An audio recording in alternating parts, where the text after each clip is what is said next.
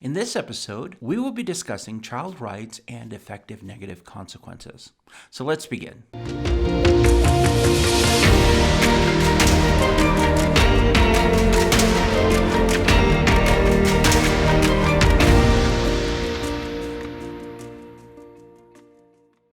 Hello, everyone. I hope everybody's doing great. How are you? I am doing fantastic, and today we will be discussing child rights and effective negative consequences. Now, I've already talked about effective negative consequences in a previous podcast. I invite you to go back and listen to that because there's some great information in there. Now, the reason that we are talking about it again so soon is after releasing that, I received some questions about effective negative consequences.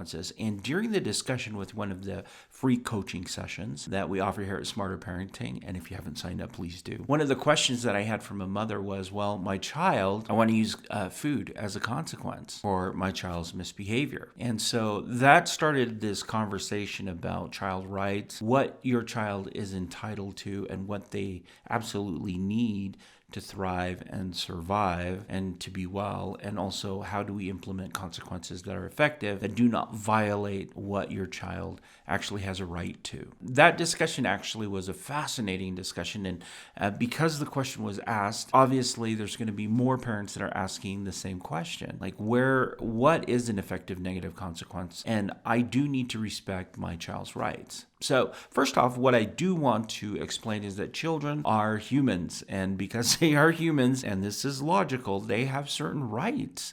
There are certain rights that children are entitled to. Now, these are common sense things that a lot of parents probably have already anticipated and understand, but your child does have a right to nourishment, to food and to nourishment. Your child also has a right to education. So being able to be educated and learn. They have a right to food, shelter, clothing, and protection from harm. Okay, so they have a right to these are things that they have. These are basic rights that your child has. So when you're structuring an effective negative consequence, you want to be very mindful that you're not infringing on any of these rights for your child, right? So safety, you don't ever want to do a consequence that would put your child in danger. You don't want to take away nourishment from them if they are misbehaving as a consequence. Now, regardless of their behavior, there are other consequences, effective negative consequences that you can use.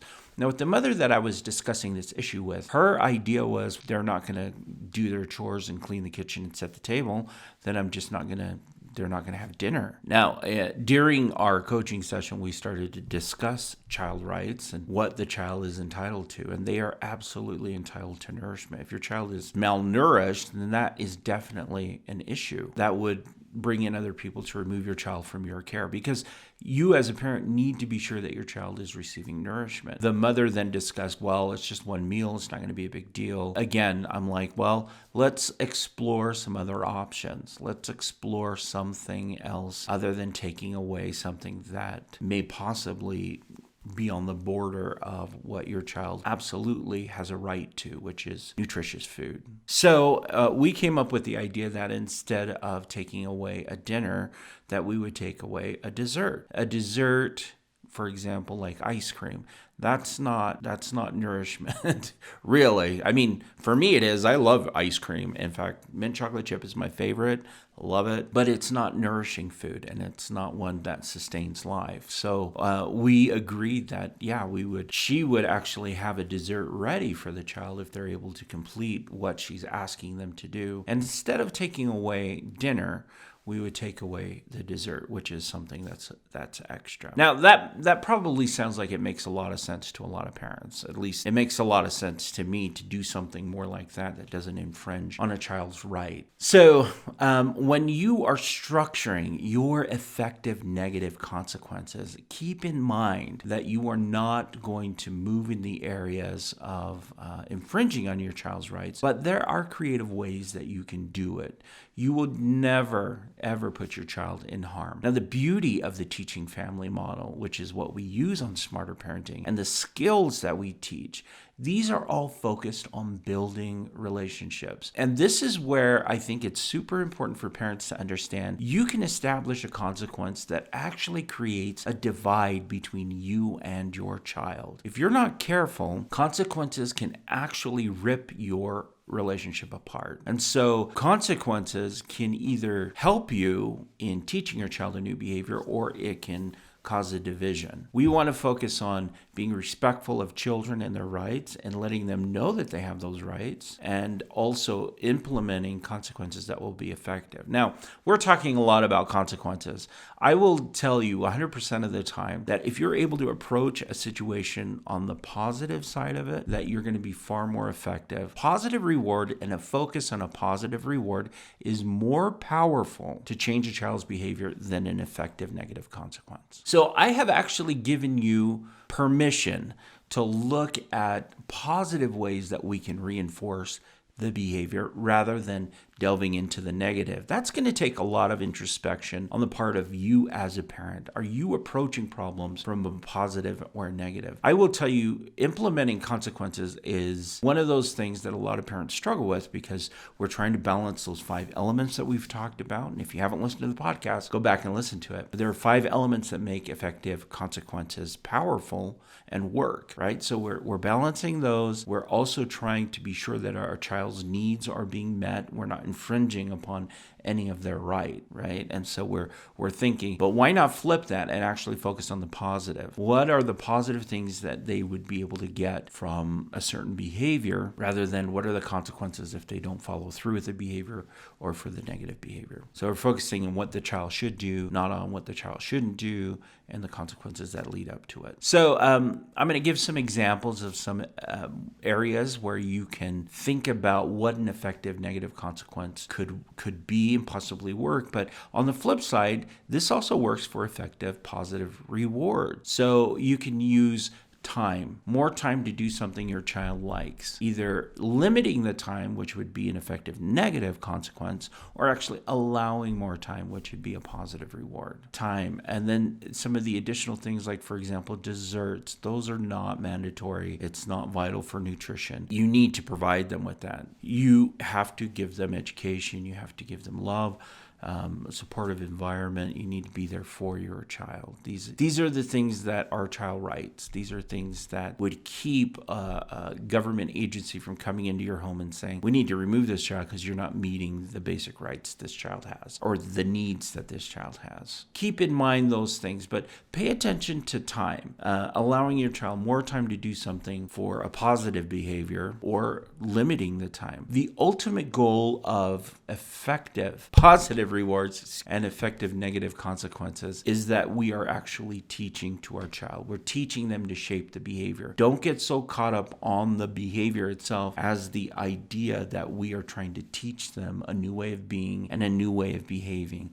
The ultimate goal of any reward or any consequence is that we shape a behavior so it can be more positive. That is the ultimate goal of implementing all of this. If you get so hung up on the actual behavior, you're going to get lost, and it's going to become a battle between you and your child. If your focus is, I'm doing this in order to teach a behavior so we can either reduce the behavior or increase the positive behavior, then you're actually more apt to make adjustments and changes and be more successful in implementing these things. Again, when you're sitting down and you're trying to come up with, effective negative consequences, what you're going to do if your child behaves a certain way, also take time to make a list on the side of what behavior you do want your child to do in that situation, and then the possible rewards that they can receive from it. I've shared this in a previous podcast, but I think it's important to share here only because I've used it a couple of times with the families that I've worked with when we're dealing with effective negative consequences and effective positive rewards.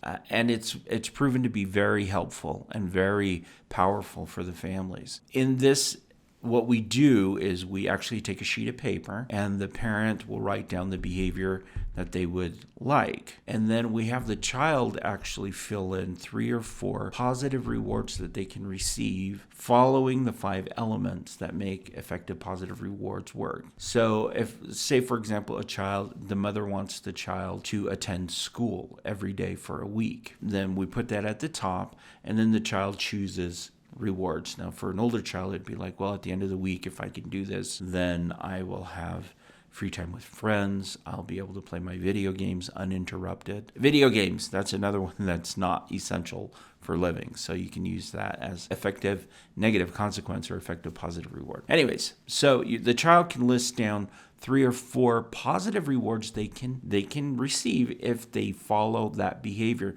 Now, remember, we're focused on the behavior that we want them to do. Now, after they fill out those 4 positive rewards, you take a look at it with your child and you're like, wow, you can earn a lot of things if you are able to do this. Now, think of what that means for the child to see that and say, wow, if I do this one thing, I have a lot more options of things that I can do that I enjoy or I can receive. Right? Now, underneath that, you're going to put one line, and then the parent puts down, and this is up to the parent to put down a consequence if they are unable to follow the agreed upon behavior. Now, when the child looks at that visually and through this exercise of doing it as a family, the child sees, wow, I can actually receive more positive things by following through with this behavior than I can if I do not follow this behavior. This is going to be super effective for children with ADHD. When you think about your child's misbehavior and their inability to focus and adjust to changing dynamics that are around them, the ability for them to have multiple rewards for one behavior is going to be huge for them, because that is where the motivation comes in. I have mentioned this before, and I've talked to other professionals who've noticed this. Children with ADHD have a lack of focus. They do, and they have hyperactivity, and it's very difficult. However, when they are invested and interested in something, they can actually focus. They can focus on certain things. By you laying down a specific behavior and then having 4 or 5, 3, 4 or 5 positive rewards, that helps them to uber focus on why this behavior is important to them.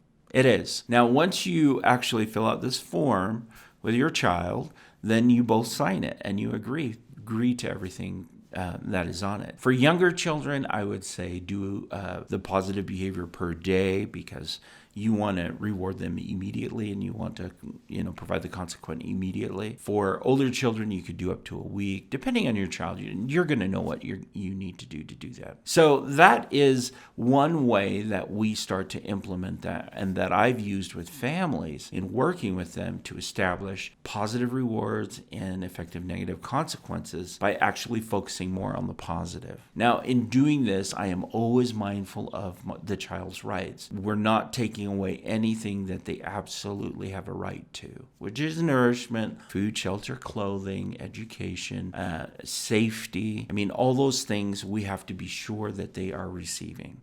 And we should never try and mess around with those things or use those things as consequences. So I'm here to tell you, be very cautious and aware when you're creating these effective negative consequences and these effective positive rewards, that you're using the 5 elements, but a shift in a focus to more of the positive will actually yield more results, actually result in faster changes in your child.